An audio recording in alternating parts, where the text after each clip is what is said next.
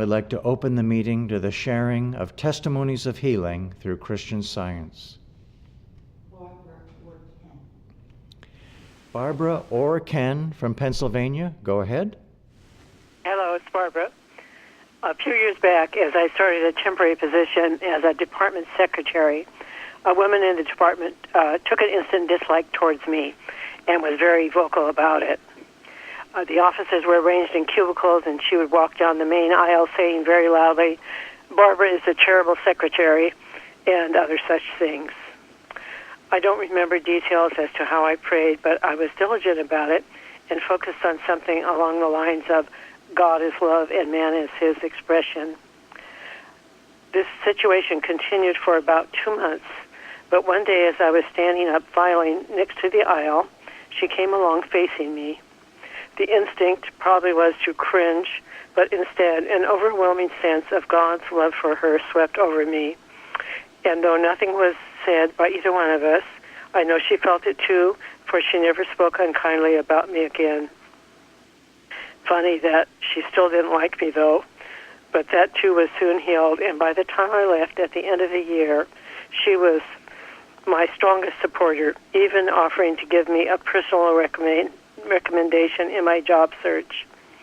Makes me cry just to think of it. Only the law of divine love could bring about such a beautiful transformation. Thanks be to God for showing us such an effective way to pray through the teachings of Christian Science. And thank you for this wonderful service. Thank you.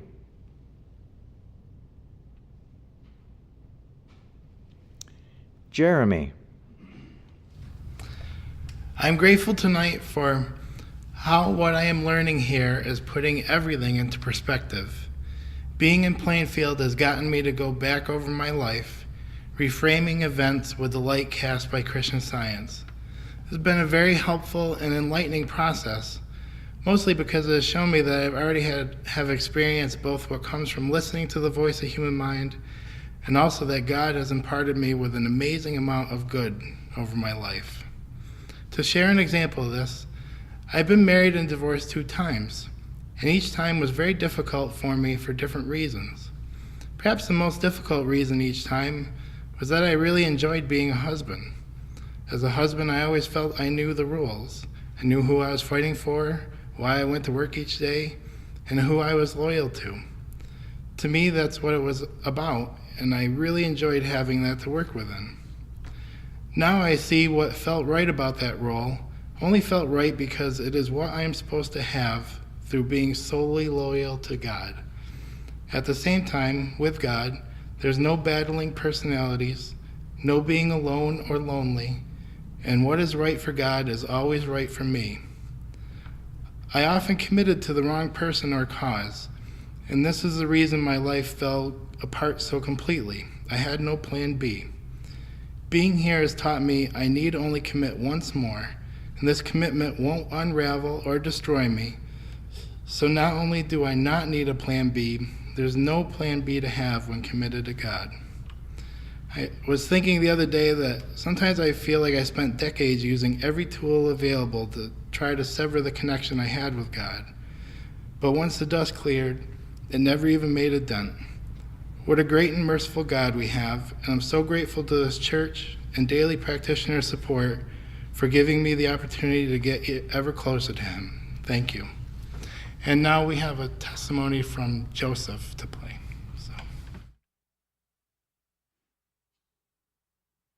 Hi, this is Joseph from Barcelona. I'm very grateful today for all of you who have contacted me asking if I'm well after Brexit, Britain leaving the European Union. It seems that the media have bombarded us with this sense of fear. But the fact of the matter is nothing has changed. The only thing that's changed, I think, in the last 2 weeks is the sense of fear that people have. And I think what's really required here is a greater purity of thought. Because there is something right now, an opinion that's trying to argue its way in that somehow in the last 2 weeks Britain has changed, or in some apocalyptic way, Britain is about to enter into some phase of, I wouldn't even know what to call it, to be honest with you. But rest assured that whatever is happening materially, of course, is simply an unfoldment of God working in our lives. And that happens. Sometimes it's painful for some people, and sometimes it gives uncertainty to some people. But really, the fact of the matter is, if we look back over the last 2 weeks of fear, nothing has changed. Nothing has changed materially. Nothing has changed spiritually. Absolutely nothing has changed. And I can't emphasize that enough, because it seems that at every moment there is a development which is trying to argue that somehow something is being taken away from us. I was very gladdened by our Queen, who issued a message to us, British people, when she opened the Scottish Parliament last week. The Queen told us from her Parliament building in Holyrood that the world was, and I quote, an increasingly complex and demanding place, and that developments can take place at remarkable speed. Strangely, she goes on to add that retaining the ability to stay calm and collected can at times be hard. And then she goes on to talk about how important it is to retreat into calmness in order to find a suitable response for what's happening outside. She says, as the government has demonstrated over the years, one hallmark of leadership in such a fast-moving world is allowing sufficient room for which can enable deeper consideration of how challenges and opportunities can be best addressed. And she goes off into this real spiritual moment where she talks about the importance of quiet in our lives and the importance of not being shaken by what would appear to be events happening, to seek God in the calmness, as the Psalms tell us.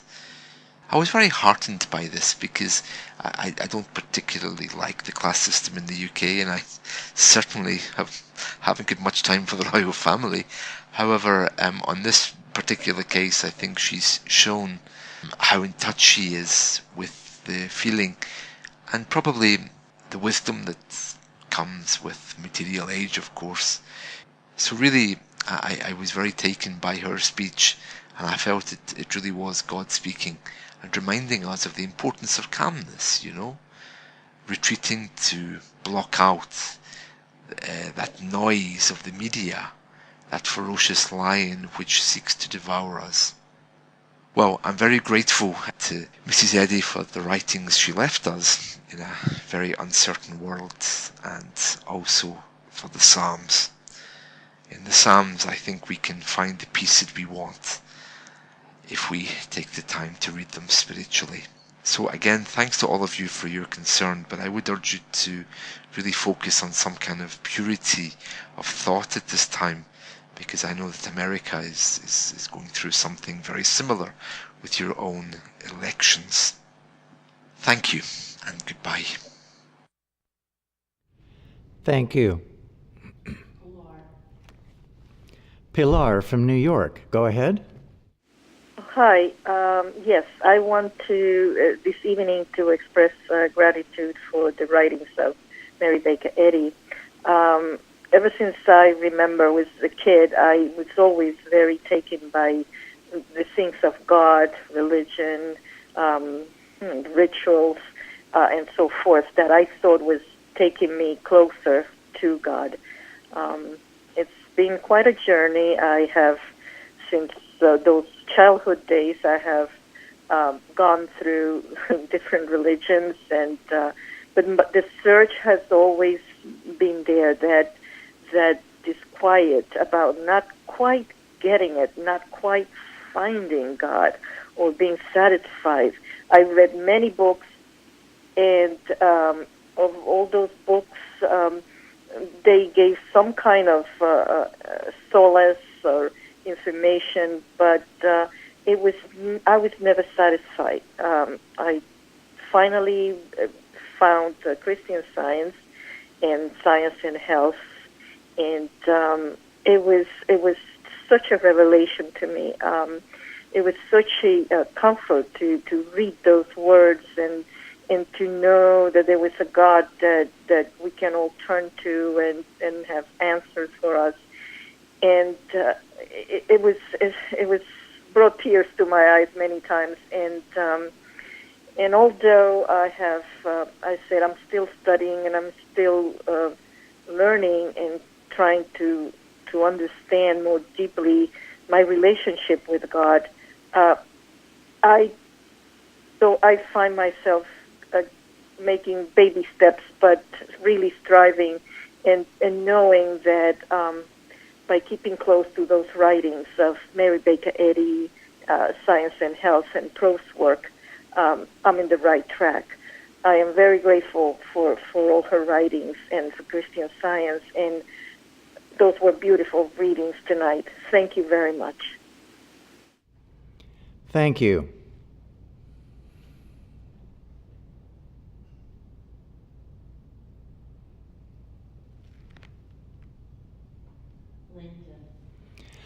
Linda from Pennsylvania, go ahead. Good evening. Thank you for the beautiful readings and the testimonies tonight. I'd like to express my gratitude for all the ways that God cares for us. One example I'd like to share is recently my son needed a car to commute to a local college. We were looking at inexpensive used cars, and when we began the search, we were hopeful about some of the options that were out there. But then one problem after another came up, and it looked like it was going to be a time-consuming project. I brought up the issue with my practitioner. She has been teaching me that when you commit yourself to God, you can trust Him to take care of all your needs, both big and small. Step by step, I am experiencing this. I told her about the car search at lunchtime on a Thursday, and by Friday, the next day at dinner, we were purchasing a car. All the details fell into place, from the location that was reasonably close, my husband being available, a car mechanic that had time to inspect it, and it being within our budget. On top of this, we had a wonderful experience with the dealers who were expressing very great sense of integrity, helpfulness, respect, and the transaction went very smoothly. All of this in 24 hours was God's work. Never in my experience of purchasing cars have I experienced anything like this. For so many years, in most things, I scrambled around, getting caught up into problems, looking for solutions. I would try to drag God into what I was doing and get Him to bless my work. This strong willfulness is being healed. I am grateful for those here at Plainfield and my practitioner who are showing me what it means to put God first and worship Him. Working for God is bringing me peace, order, calm, and joy into my life. It was a good lesson for me to see I could trust God and get myself out of the way and not to be pulled into the drama of my everyday life. It is written in 1 Peter 5, "Humble yourselves, therefore, under the mighty hand of God, that He may exalt you in due time, casting all your care upon Him, for He careth for you." Thank you. Thank you. Benjamin. Thank you. I'm very grateful to be here tonight. Last week, lesson was talking about God, what God means to us. And in the Science and Health part of it, Mrs. Sadie was describing about the honest of God, about God being all in all. But the one that struck me really well was God being the all action. I was thinking through it, knowing that if God is all action, no movement of my body, no action of my body can function outside of God.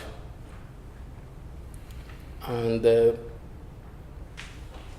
truth of that means there's no room for any malfunction to happen if God already fills all space and being the all action of my body. And I was thinking through this, and it was really a source of power to me, confident, and it kind of get rid of every fear that I had already of anything, sickness or any sickness I've had in the past of coming back. Because there's no room for that to actually happen, because God is the one working in me. And at the same time, I remember a few years ago, I believe it's about 4 years now, I can't remember exactly, when I had a very terrible experience at work, that I went to the emergency room. Well, it was an experience that happened to affect my heart, where my heart all of a sudden started to beat so fast, pounding, that I almost lost conscious of myself. But afterward, I called a practitioner in this church.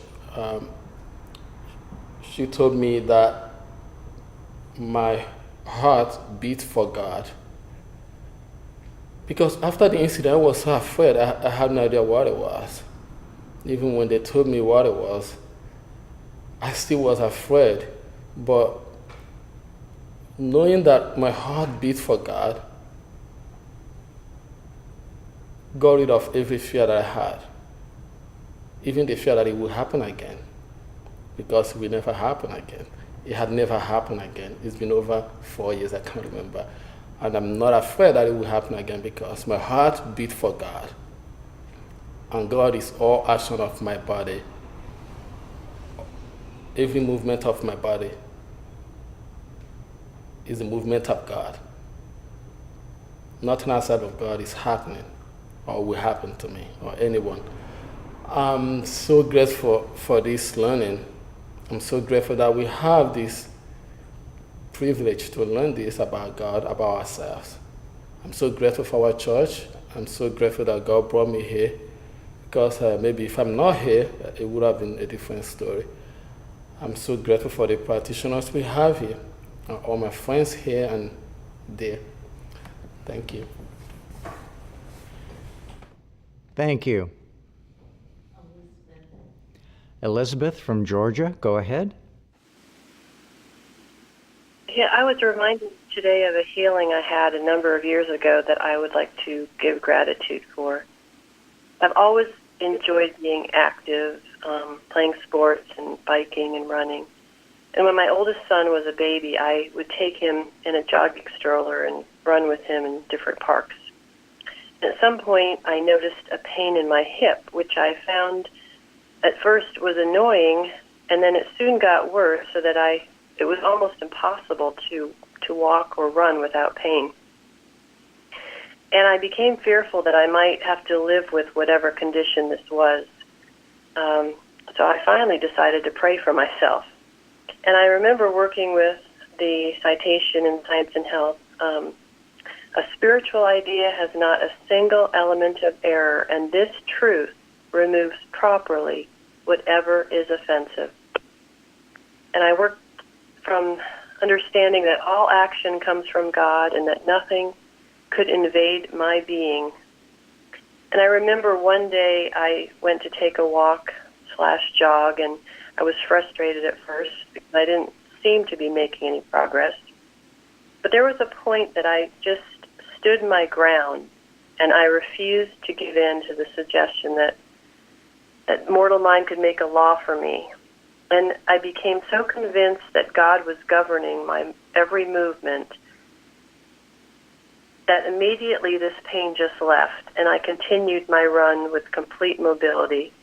And it was such an immediate release, and it never returned. And I'm grateful to have remembered this healing today. Thank you. Thank you. Chardell from Pennsylvania, go ahead. Hello. I wish to offer my gratitude tonight for all that I am learning at Plainfield Church from our practitioners, Bible studies, roundtables, website, and members.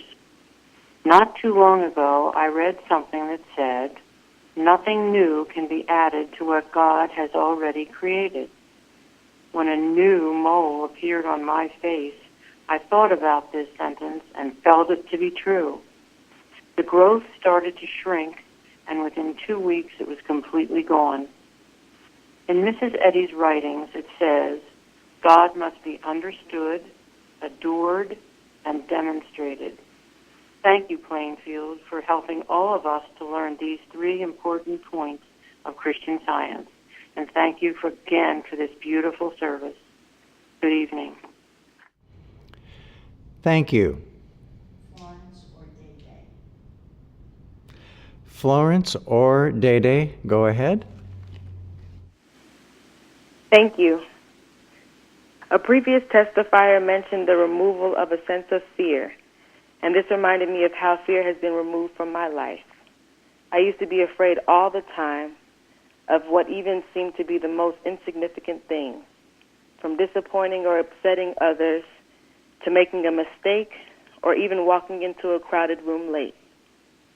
I'm thankful for learning through Christian Science to take thought off of myself and others in order to keep my thought on God. Now when I'm tempted to fear, I know that the only answer I need is to know that God is the only answer to all things. This reminds me of his constant care and protection for me and everyone, and it's a calming and comforting reassurance. I'm so grateful for the way my life is changing by understanding God more.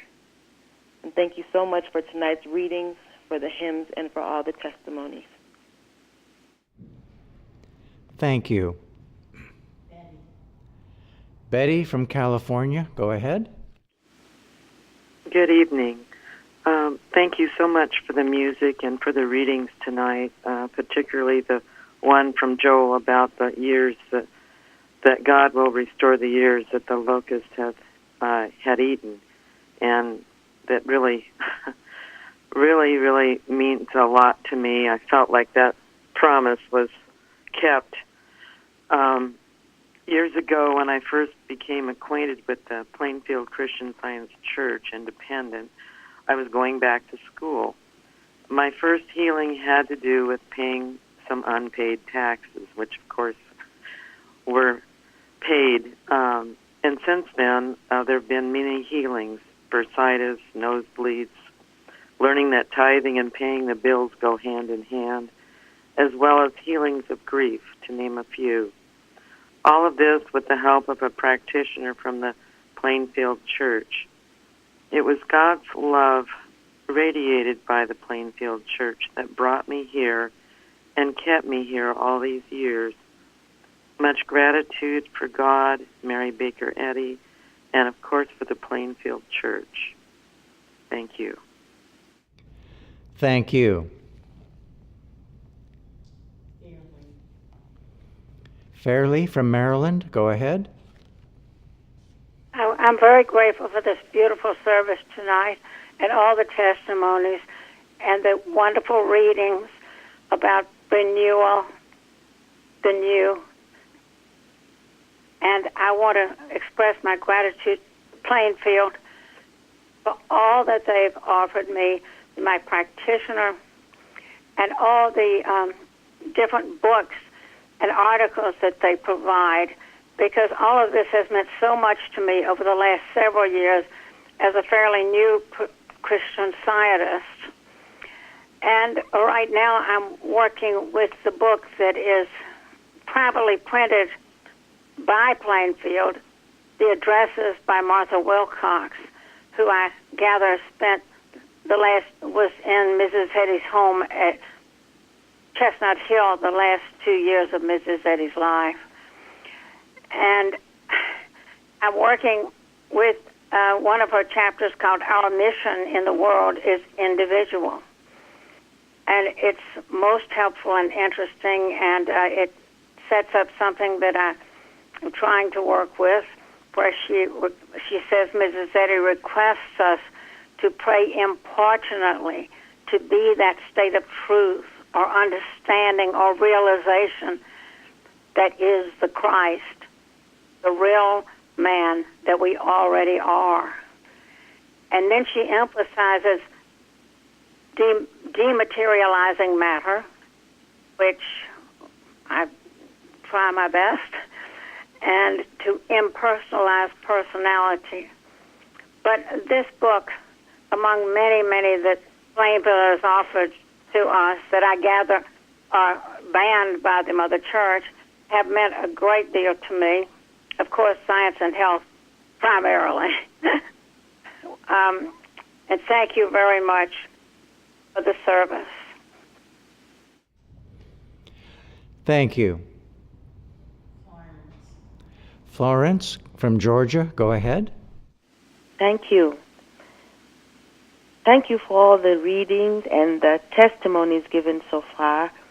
The story of Paul's conversion has always been such a comfort to me, particularly when handling error in someone's conduct. The fact that the conduct so severe and unyielding like Paul's could change is so humbling. It is a clear demonstration that no kind of error is real, nor do they belong to anyone. The proof of that is how in an instant one can wake up from the dream of error, just as Saul became Paul in just an instant. When dealing with what appeared as an obstinate, unyielding behavior of a loved one, often the thought of discouragement would creep in to say this will never change, just give up. But every time I remembered Paul's conversion, it gave me hope. It spoke to my heart that all things are possible to God. And this helped me to work more on the right side, holding to the truth of being and the perfect nature of the real man, and encouraged me to carry on, expecting good. I'm so grateful for this story and all the others that affirm and encourage us to continue in the truth that only good is real and God is all. So grateful to be here tonight. Thank you.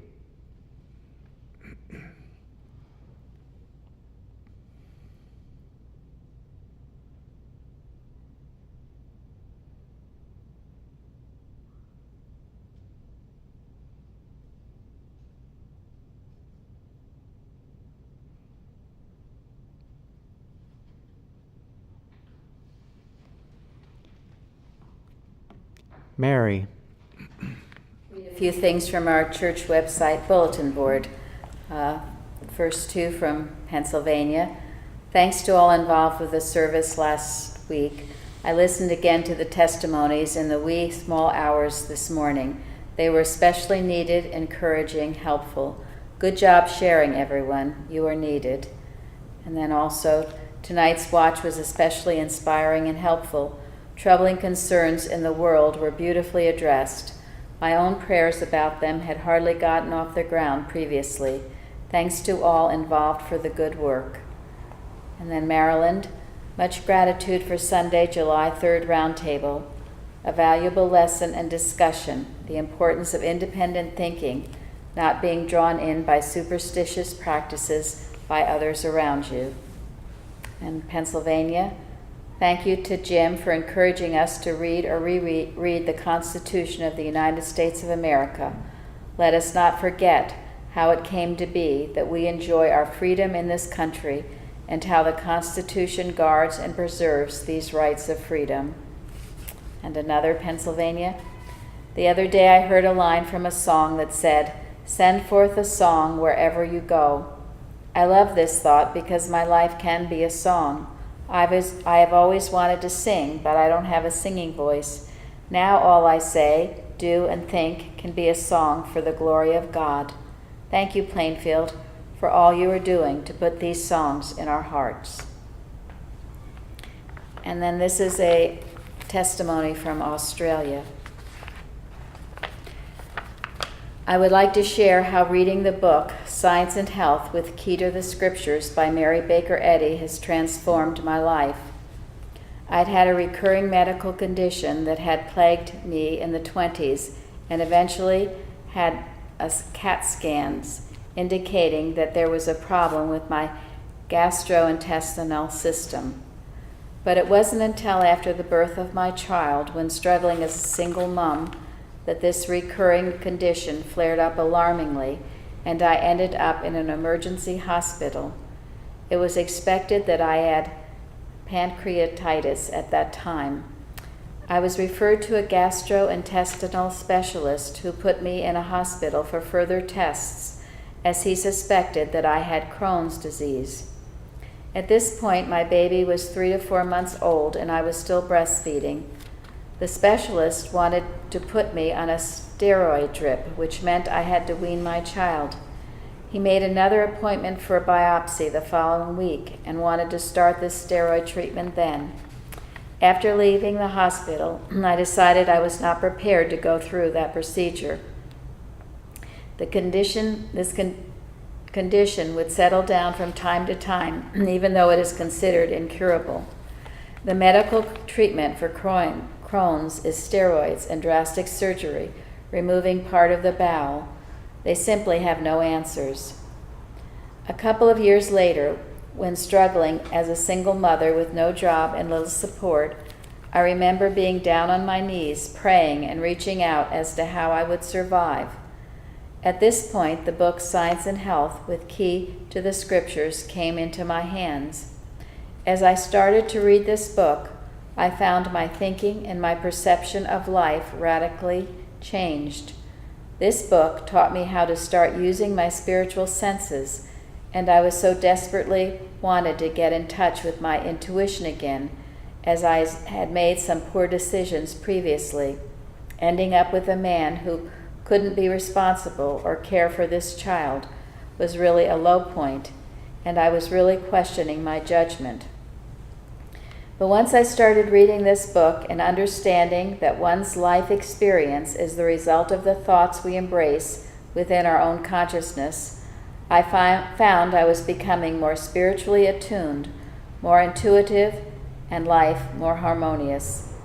From the chapter Footsteps of Truth, page 234, Mrs. Eddy states, "If mortals would keep proper ward over mortal mind, and the brood of evils which infest it would be cleared out, we must begin with this so-called mind and empty it of sin and sickness, or sin and sickness will never cease.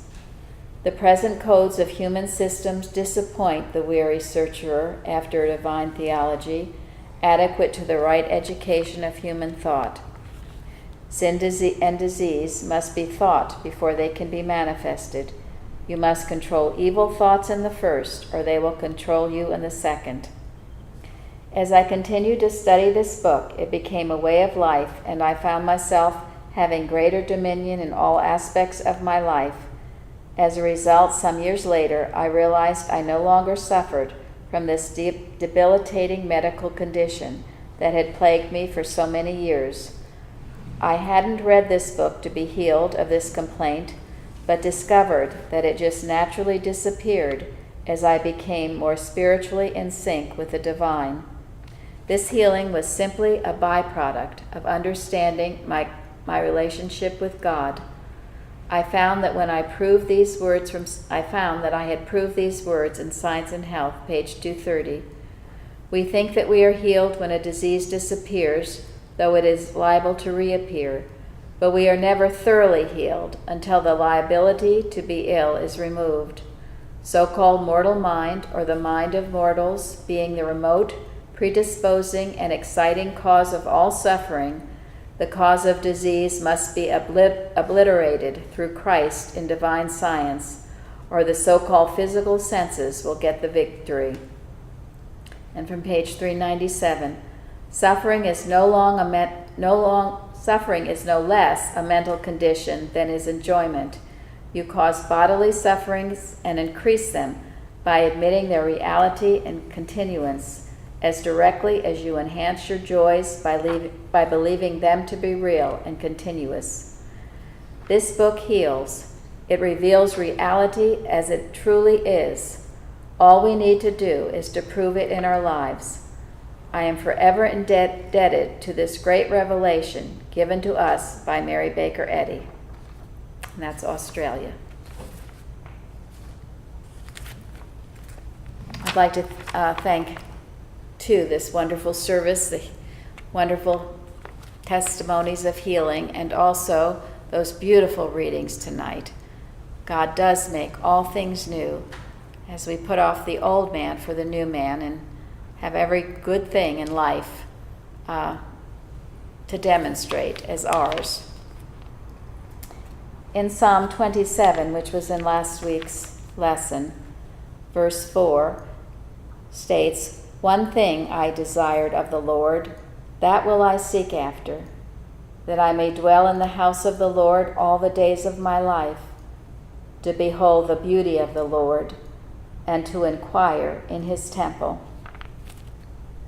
Many times we feel we desire things of the Lord.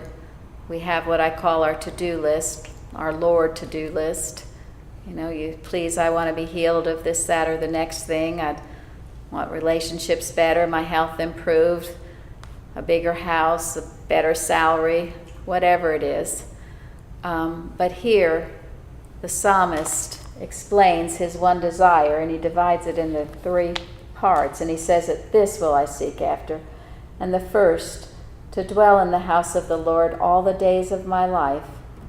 And that means to dwell with God, to know that he is your consciousness, that he is with you every moment of every day, to be aware of his presence and to be grateful for it, and to know that he is the only power. And then to behold the beauty of the Lord, to be able to see God in all things, to see the beauty of the universe, to see the beauty in each other, to bring that beauty out and to magnify it, because the Bible says God has made all things beautiful in his time. And then the last, to inquire in his temple, to have a desire to know him more, as we hear tonight in the testimonies, to know who and what God is, to have this deep desire within us to get to know our God. This should be our one desire. These things should be our desire. And if this is our most desire, the ultimate desire that we have in our hearts, certainly God will provide our other desires in due time, just as this testimony from Australia said. Her healing of Crohn's disease was a byproduct of her desiring to know God, to read Science and Health, and to take those truths in. It was a transforming experience. I am so grateful for Christian Science and for Mrs. Eddy. I am grateful for these Wednesday services where we can talk about and declare the presence and power of God and his goodness. Thank you.